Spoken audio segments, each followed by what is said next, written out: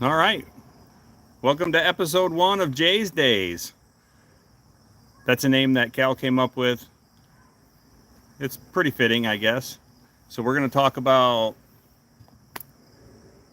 Jay's Days. I'm Jason. You're watching Hunting God's Country. Thank you for joining us tonight. There's some mosquitoes out here. I'm actually sitting on my boat. You guys can see I'm sitting out here in the driveway on my boat. So thought it'd be a nice peaceful spot. And there's some church bells. Uh, we'll wait for the church bells to get done.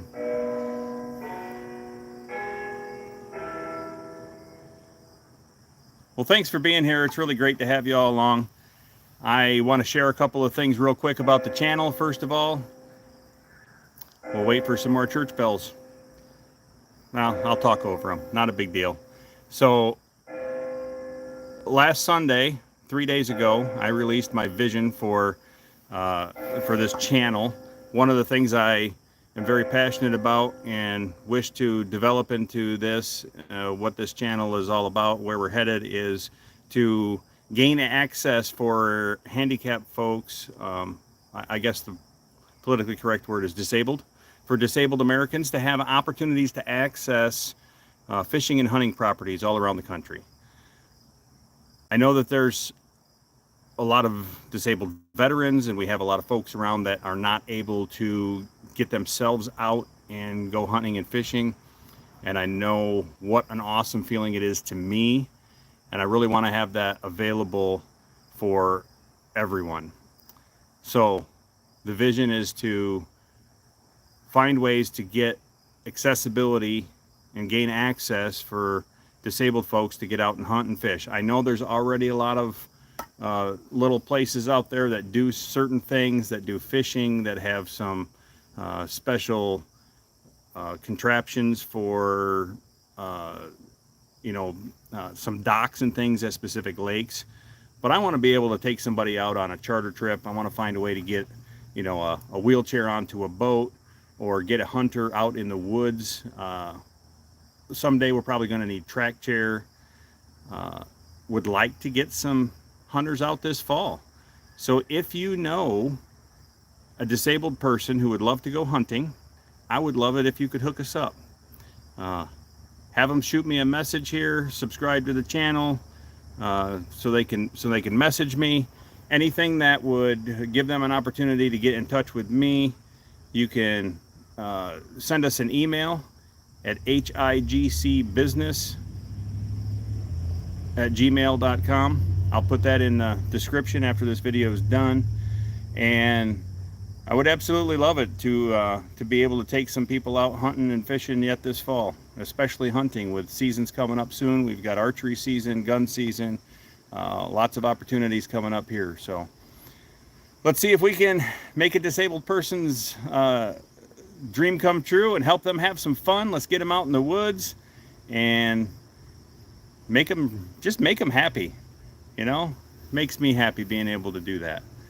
So tonight I want to tell you guys about my very first buck ever. I'm going to tell you my buck story, my first buck. So goes back to November '89 up at the Carpenter Deer Camp in northern Michigan. We got up there the night before opener. November 15th is opening day, and we arrived on November 14th. Went to my grandmother's house. That's where we used to stay, my dad's mother. Opening morning, super stoked, got out there to the property. We've got 80 acres, and I picked the blind that I wanted to sit in, where I knew there was going to be the best opportunity for a nice big buck. I had never killed a buck before, 15 years old. It's November 15th, 1989, and I am just totally stoked. The weather did not cooperate very well. It was just above freezing, about 33, 34 degrees, just warm enough to not have snow and ice, and it started raining. And it rained, and it rained, and it rained. And we were in some homemade blinds. We had gone out and made blinds with down sticks, limbs, trees, stuff that had fallen, just a whole bunch of deadfall stuff.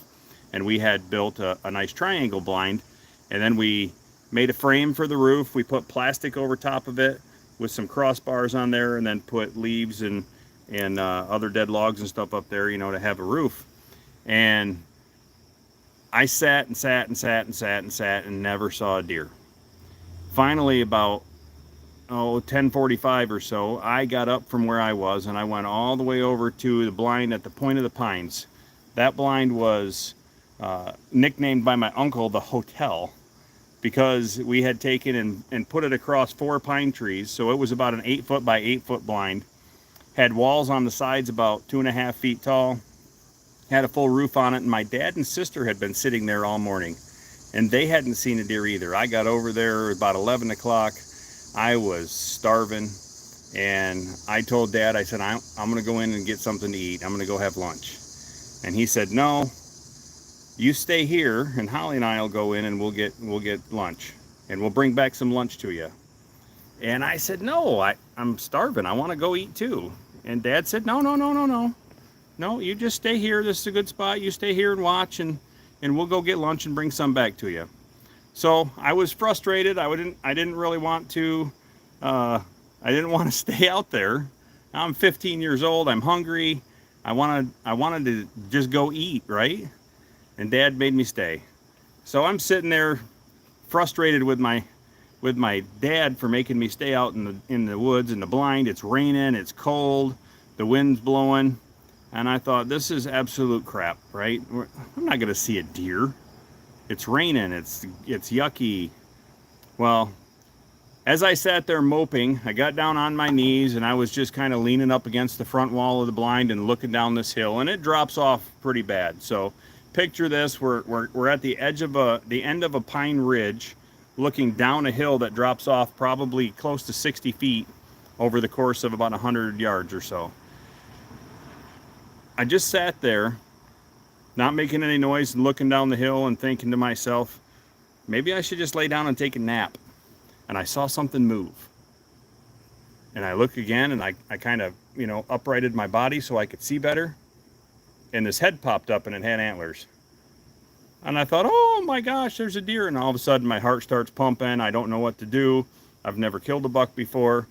I've shot a doe, but I've never killed a buck, and this is a buck, and oh my gosh, what do I do now? Well, I'm looking and I'm trying to see if I can even get a shot at this thing, because he's down the hill and all I can see is his head when he picks his head up. I can't even see his body.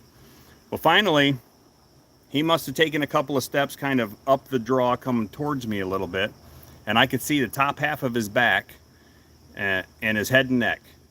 And I thought, well, okay, another step and I'll have him.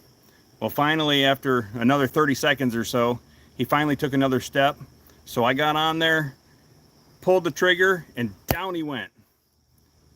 And within a couple of seconds, boom, up he went. And he starts running up the hill, and he's running straight to my right, running uphill out of this valley towards another ridge. So I was using the 308, bolt action 308. I racked that first shell out, get another one in, and I shot at him a second time. When I shot the second time, he turned and started running straight towards me. He was aimed at about 15 or 20 feet to my right, but running straight back towards me, straight up into the pines. So I racked that shell out, I get on him again, third shot, I shot him at about 15 yards from me. Pardon the mosquitoes. I shot him about 15 yards from me, and he went down again. Now he's down on the ground, and he's only, he's that close to me, 15 yards away, but he's not yet dead. I had hit him 3 times. All 3 shots I had hit him, all in the back. The first shot on top of his shoulders, right on the ridge plate and top of his, right above the, pardon the skeeters. Right through the back straps, top of his shoulders. Second shot, I'm not entirely sure exactly where I hit him. I wasn't sure at that time anyway where I had hit him. Third shot, I hit him a little bit further in the back, but right in the spine. So it took him down to where he couldn't go anywhere. He's just paralyzed, just laying there. And I wasn't sure what to do. I had never killed a buck, and I had never shot a deer with a rifle. So I climbed out of the blind and I walked over towards him really slow, trying to figure out exactly what I should do. And I start hollering for Dad. Dad! No answer. Wait a few minutes. Deer still alive. I holler again. Dad! Nothing. So I thought, okay, I have to finish him off. So I got right up close, probably 10 feet away, took my last shot. That was it. He was down. And at that point, I still wasn't sure what to do. Dad and sister were gone. I was out there by myself. It's raining. I've now been standing out in the rain for several minutes. I'm soaked. The deer's soaked. He's dead. And I am super, super, super excited because I just got my first buck. Beautiful 8-pointer, 17.5-inch outside spread. From just totally stoked, right? Now, what do? I could gut the deer, but I don't have a knife with me. Dad's got the knife, and Dad's not here. So I thought, okay, I guess I'll just go get back in the blind and try to stay dry and wait for Dad to come back with my lunch, because he went to get me lunch. So I'm waiting and waiting. 10, 15 minutes go by. I holler again, Dad! Still no answer. Finally, Dad and sister show up, and my dad says, did I hear you shoot? I said, yeah, I got him. He's dead right over there. So Dad goes over, checks out my deer. He's super excited. He's more excited than I was. My first buck, and it was a beautiful 8-point. And you know, I told him I shot 4 times. He said, I thought I heard more than one shot. I thought you had missed him. And we celebrated. It was an absolute great time. Was able to finish the job and get that deer out of there. That was my very first buck ever. 15 years old, November 15th, 1989. Just absolutely, you know, something you never forget. Now, with those shots going high, you guys are probably wondering how come you shot so bad? I started shooting guns when I was 4 years old. My marksmanship's pretty good. I went and shot the gun later after we got back home, because we don't live up there where we were hunting. But once I got back home, I shot the gun, and the gun was actually shooting about 8 inches high. I had borrowed the gun. I never shot the gun at a target. I just assumed this beautiful 308 with iron sights on it, it must be on target, right? Well, it wasn't. It was shooting high. But it did the trick. It got me my first buck, and I was just absolutely excited. And to this day, I will never forget it. Absolutely, you know, just absolutely loved it. So that's my story, my first buck.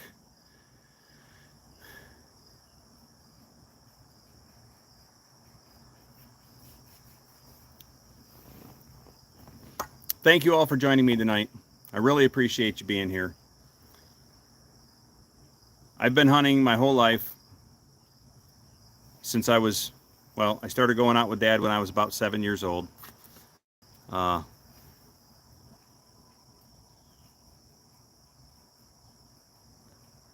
don't know what these things mean. What's a desk pop or a chair pop? I need more information. Okay.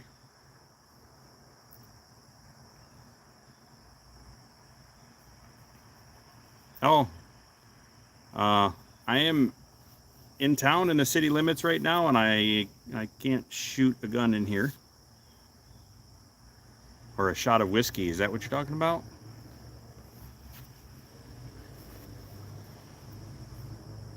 Okay. I don't know. Well, thanks for joining me, everyone. I really appreciate it. This has been a lot of fun. This was episode 1 of Jay's Days, my first buck. Next week, Wednesday, 7 p.m. Eastern, we will dive into some more hunting stories, or maybe a little bit more backstory about me, so that you know more about me, what it is that I do, where I come from, how I was raised, that kind of stuff. And you guys will be excited to hear some of the things I have to tell you. My life's been fun. It's It's been great. So let's get out there and help some disabled folks get out hunting and fishing. Subscribe if you haven't already. I really appreciate it. You subscribing is absolutely free. There's no cost to subscribe. And having subscribers is what helps us to be able to get monetized and earn some money so that we can support our vision of helping the disabled folks get out and hunt and fish. Pop a little 22 off. Hello, Mr. Hill.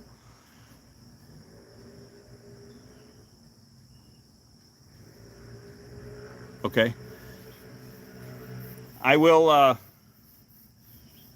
I'll find a different place for future videos where I can actually do some shooting and stuff. I'm not in a place tonight where I can do that.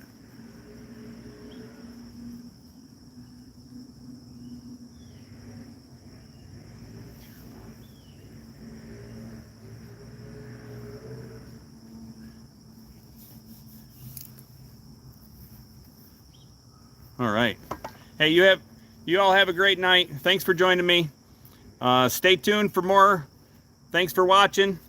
Appreciate all of you supporting us with our videos and liking and commenting on those. Everything that you do there, all the likes and comments certainly help the algorithm push our videos out to more people so we can build this following up. And look forward to meeting some of you live in the future. We'll have some live events set up. Don't have those all ready to go yet, but we will. So thanks. Have a great night, everybody. Shoot straight. Keep the fire going.